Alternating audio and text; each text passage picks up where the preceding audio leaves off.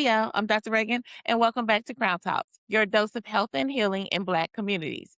And in about 15 minutes or so, we clear up the healthcare myths about Black health and break down the healthcare questions you wish you'd asked and the ish they should have told you. Today, we have Sue Ellen. I'm going to give Sue Ellen, would you introduce yourself and welcome? Hi, thank you for having me, Dr. Regan. It's a privilege to be here today. My name is Sue-Ellen Anderson-Haynes. I am a registered dietitian nutritionist. I specialize in a woman's health, diabetes, and integrative and functional medicine. I am the founder of 360 Girls and Women, a holistic health and wellness company for girls and women where we focus on preventing, managing, and reversing, if possible, certain hormonal and chronic conditions. I'm also the founder of a nonprofit, Beat Gestational Diabetes. It is an acronym that stands for before pregnancy, entering pregnancy, at diagnosis, through delivery, and beyond. So thank you for having me today. Yeah, thank you for being here. And we're excited to have someone talk about our ways of eating to live and not living to eat. So I'm excited to get straight into our conversation today. So let's get straight to the rundown. What's one myth about nutrition that you wished would disappear, especially for Black women? So I have a lot of myths that I wish would disappear, but if we're thinking more so of the general one that I hear often, and because of the population I serve, mainly women of color, I often hear that you have to eat. You can't enjoy basically the foods that you love, especially your cultural foods, if you're not eating meat. So I'm a plant-based dietitian, and why that sticks out to me most often is my recipes and my plans that I create for my clients incorporate a lot of cultural cuisines that are plant-based that doesn't have to include meat, and so they're surprised when their foods are flavored well and that it pleases their palate, and they ask for more recipes and they like what they see. They're surprised that wow, my pre conceived notions of, I have to eat meat to kind of enjoy my cultural foods. And what I may say, for example, one of the cultural foods people may enjoy, especially in my culture, maybe curry chicken. So maybe you may think that you have to eat curry chicken. Remember my, cultural heritage and the flavor tastes so good that I won't be able to separate myself from it. But when you think about how curry chicken is made, it's made with curry powder, which is a mix of other spices. So you can use that same spice, which is a cultural staple, and use it in plant-based foods. You could make curry chickpeas, you can make curry tofu. So if you're not losing your cultural tradition because you're using the spice used in your culture. So it's just a different way of using it. And sometimes you can mimic that chicken taste with other plant-based foods. So a lot of my patients, they come to understand the realization that you can still enjoy your cultural foods without eating an excessive amount of meat. That's a really good one, right? Because I know a lot of people, or I've heard several people trying to move away from meat or at least eat less meat in their diet and move to more of plant-based. And I didn't realize you were plant-based, so thank you for sharing that. Mhm. Um, what are other, in addition to chickpeas and tofu, what are other options that people can use to make the transition? Yeah, so another example would be like patties. People like beef patties, and they're popular in other cultures. You may call them empanadas. You may call them like dumpling with, um, stuffed meat. And a great meat replacement for that, minced beef type of texture could be like Mhm, lentils, the black or brown lentils. You can cook mhm. them down very well. You can also saute diced nuts, your nuts of choice. I like pecans, walnuts, whatever nuts that you prefer. Those are usually the optimal ones for the flavor that you're trying to create. But if you mince those up and you soak them or you cook them into the lentil, you can create some of that meaty texture. Mushroom is another great alternative. Now, that doesn't have as much protein as the lentils and the walnuts and the tofu and the chickpeas, but it does give that flavor consistency of the chewy flavor that Yeah. some people are looking for. So those are some other alternatives as well. Yeah, thank you for sharing that. Now, I know you're an expert and, one of your passions is helping people living with diabetes. What should people focus on eating or maybe what should they limit if they have diabetes or pre-diabetes or just want healthier blood sugar? Yeah. So I usually tell my patients and just people in general to focus on eating a balanced, healthy diet. But that looks different for many people, right? One of those things, if I was to tell one thing about balancing the plate, I would say focus on consuming the majority of plants. Because when we look at research, about 10% or less of the population, they are meeting only these dietary fiber recommendations, right? So 10% of us are meeting these recommendations. And that's not good. We need fiber to help with feeding the good bacteria in the gut, the good guys, I like to say. And that, in essence, helps to improve our overall health, reduces inflammation, right? So we want to make sure that we're eating enough fiber for proper bowel movements, right? We're eating enough fiber to feel satisfied at mealtime. We're eating enough fiber to prevent a rapid rise in blood sugar, right? And fiber, like I said, feeds the good guys, right? But it also stimulates the production of our endogenous or natural GLP-1. So it helps with weight management and it helps us keep satisfied. So when you think about creating a balanced plate, I like to just simply say, focus on our plants. So what are plants?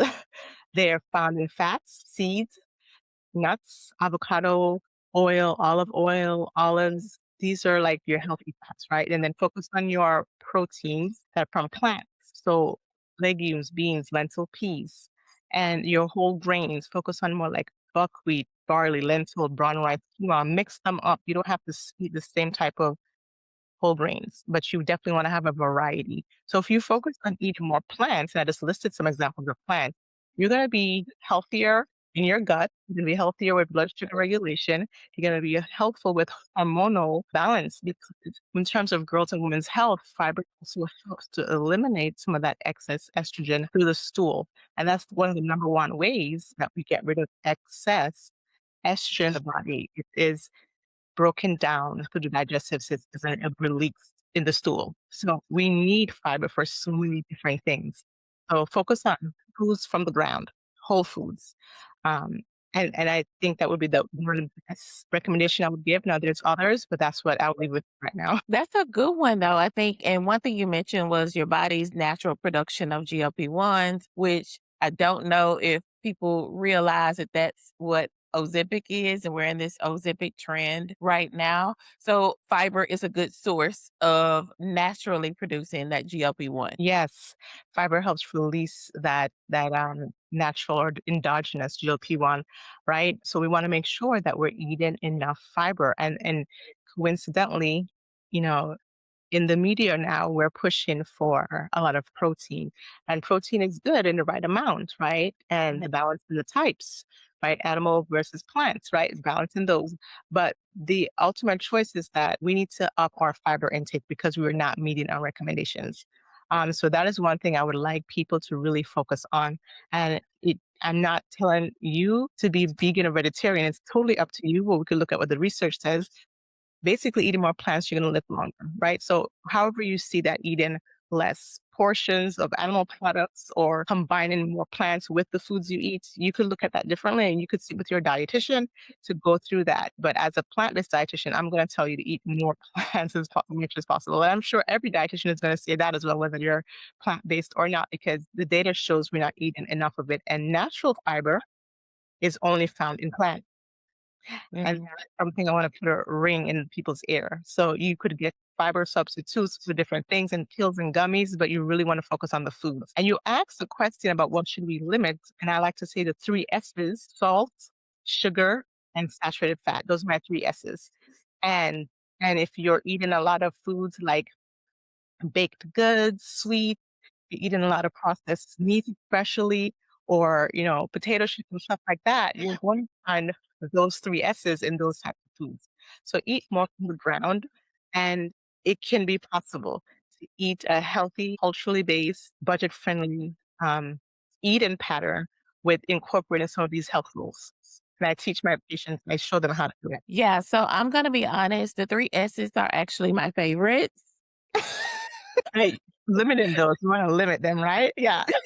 And I'm sure there are a lot of people's favorites, right? But salt, there's a lot of hidden salt and things. There are a lot of hidden sugar in a lot of things. But the question that I get asked most often is, do we need to eliminate sugar altogether? Hmm. When we think about sugar, there's different types of sugar. There's natural sugar from fruits. And carbohydrates have sugar, they turn into glucose, right? They're more complex based, but we're talking about added sugar. So when I say my three S's, those sugars are the added sugars. When you look on the nutrition facts, you're going to see under total carbohydrates, it's going to break it down and you're going to see fiber, you're going to see added sugar. And those are the sugars like honey, table sugar, molasses, any of those things are added. And we want to reduce that as much as we can throughout our day. And if you are eating fruits, vegetables, nuts, seeds, whole grains, guess what?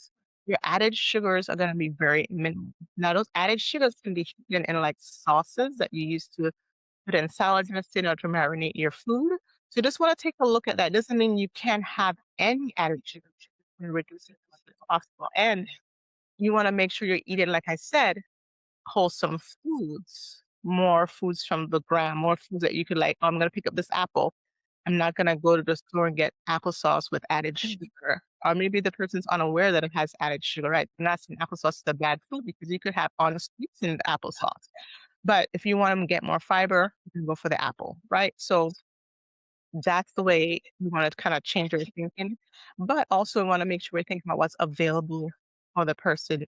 Some people may not be have or they have access to certain fresh fruits and vegetables, right? So we have to kind of work with what they have and as a dietitian, that's what I do. I provide an alternative source. If their food source, they don't have apple, but they have other fruits, or they have maybe a semi-processed or somewhat processed food, it's better than no food at all, right? Right. But the goal is to limit added salt, limit added sugar, and saturated fat is found heavily in the meat and dairy, but they're also in some plant foods like coconut and palm kernel seed oils, palm kernel oil. So we do have to be careful of, the saturated fat to clog on the artery. So again, just to be mindful to limit your intake of these, and a dietitian can work with you, figure out your calorie goals if you're interested, and come up with a plan that will give you a gram amount for each that you kind of keep your eye on. But most people don't like to count those things. So I generally say, think about your plate, half veggies, a fourth protein, a fourth carbohydrate, and those carbs are whole grains. The proteins mainly plants, and your veggies are a mixture of the colorful, non-starchy vegetables for better blood sugar control. And the fruits, of course, is the carbohydrates, but you want to, mix and match the type of foods that you're eating. And if you're eating more of those wholesome foods, you're not going to have time to think about, oh, am I eating a lot of added sugars? Do I have to count this and count that? It can be helpful for those who want to count, but the simple plate method can be a starting point for many people. Yeah, I like that idea of like this plate method because I think most of our plates are probably heavier on the protein and Yeah. probably meat protein and carbohydrate side and Yeah. less on the Vegetables. vegetable side. When you think about like a Thanksgiving meal or wherever you see people, their plate, and I don't talk about people's plate, by the way, but you see people, and some people they're not sure. They're, like you said, heavier on lots of meat and carbs and maybe a spoon of a salad or a vegetable. We should be doing the opposite, right? Yeah. So and that's not hard, but it's not easy either. Yeah. So, yeah. I wanna switch gears too because you hit on this a little bit earlier too about hormonal changes, and how that relates kinda to our diet. So, a lot of people raising my hand for perimenopause, Mhm. whether it's PCOS, whether it's other things, like, how does that impact our cravings, weight changes, or fatigue? Right. So as we go through different life cycle changes from puberty to menopause, we are seeing a fluctuation of, estrogen, progesterone. And when we think about how we can work on energy, we have to make sure that we're eating enough calories. Mhm. When I see young ladies that are running or having a particular strenuous sports and they're not consuming enough calories, what we see is their menstrual cycle can stop, right? And that affects your ability to build strong bones because estrogen is or does work in the process of building strong bones, right? So in the early stages of puberty, you want to make sure that you're getting in foods that are good source of calcium, vitamin D, and iron as menstruation starts, right? To build up your bone, your calcium stores, right? And also you want to make sure that you're eating enough foods with zinc. Zinc is going to be helpful for immune system, but also for sexual maturity. So you want to make sure that zinc is in the diet. When we think when we also think about older adults, we want to make sure that we're all balancing these same nutrients, the iron, calcium. But as women, and we continue to mature, we want to make sure we get enough folate, right? Especially those who are thinking about pregnancy. And one of the most common deficiencies seen in my that not just my particularly practice, but throughout the world is iron deficiency. Mhm. And, from younger stage all the way down to menopause stage, we're struggling with iron.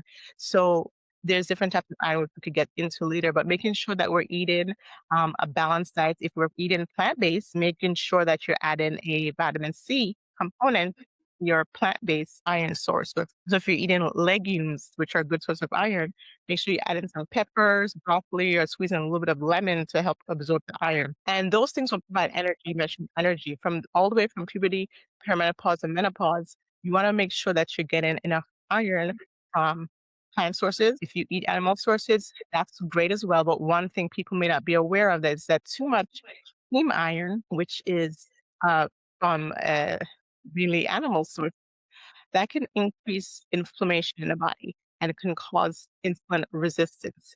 Too much heme iron. There's some studies on that. And so that's another reason why you don't want to eat meat in excess.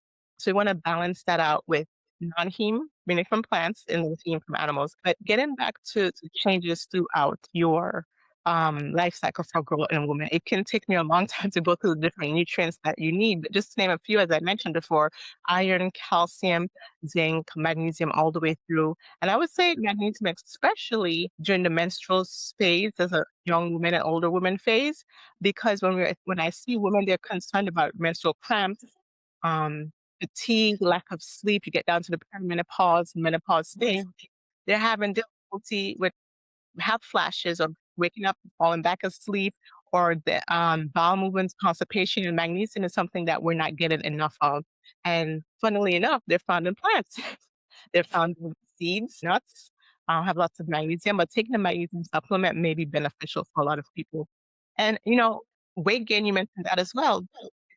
It's normal to see that, especially in the visceral area where fat surrounds the organs and the abdomen area. That's typically normal because as you go through the life stages, estrogen levels decrease, right? Decrease, and as estrogen levels decrease, your fat stores in the visceral area increase, right? Right. Your risk for osteoporosis and Right. sarcopenia, muscle loss increases. So you want to increase your protein intake throughout menopause or perimenopause. Make sure you're getting enough adequate calcium, vitamin D. And again, there's a list of things that I provide for my clients. So in a summary, in a nutshell, focus on key nutrients throughout the life cycle and make sure you're adequately eating and drinking liquids that you should throughout the different stages. And when I say liquids, it's mainly hydration with water, but because we're not drinking enough water as well, many of us. But getting those basic nutrients in will definitely set the foundation for a healthy, balanced hormone. I am an integrative and functional dietitian, so I go beyond just, nutrition. I incorporate herbal remedies, hydrotherapy type of techniques, aromatherapy. We go through different strategies or integrative and functional strategies to help balance hormones. We talk about endocrine disruptors and beauty personal products, even like braids that, women of color wear, different types of things that we go through in our programming. So it's not just nutrition, we focus on nutrition as a foundation, but it's a really comprehensive type of education that we give from puberty all the way down to perimenopause, menopause, and also into pregnancy or motherhood stage. Yeah. Yeah, Yeah, and I hear a common theme throughout is all of these vitamins are found in healthy eating. Like there are so many supplements, and supplements have become a multi-billion-dollar industry now because everybody's trying to match the correct nutrient to the right. stage. And we could find all of this in a healthy diet. Yes, you are certainly right. If you have the base of a healthy diet, you will Mhm. find all the nutrients that you need. Thank you for tuning in to part one of this amazing episode with Sue Ellen. Come back next week for the second half of this amazing episode where we learn more about what specific foods to eat to reach your health goals.